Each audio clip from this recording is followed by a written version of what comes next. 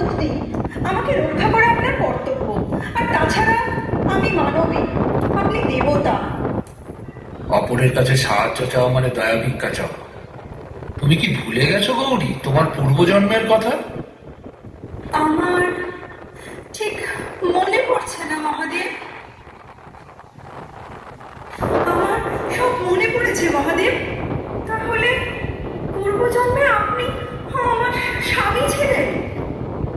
দক্ষ প্রজাপতির কন্যা সতী, তুমি এখন গিরিরাজ হিমালয় আর মেনকার কন্যা পার্বতী। তুমি ছিলে, তুমি আছো, আর তুমি থাকবে গৌরী।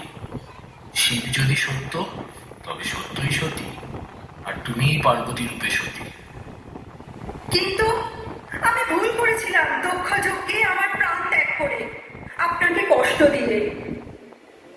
তুমি কষ্ট দাওনি, তোমার দেওয়া কষ্ট আমার কাছে আনন্দ, কারণ ওই আনন্দের মধ্যেই তুমি থাকো।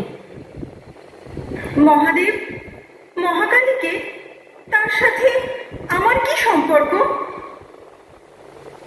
আমি মহাকাল, আর তুমি মহাকালী।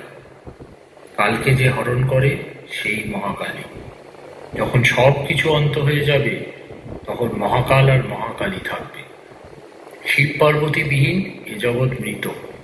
মহাকালীকে জাগ্রত করো গৌরী। কিন্তু আমি মহাকালী হতে চাই না। রক্তবীজকে বধ করে আপনার বুকে পা রেখে আমি অপরাধ করেছিলাম।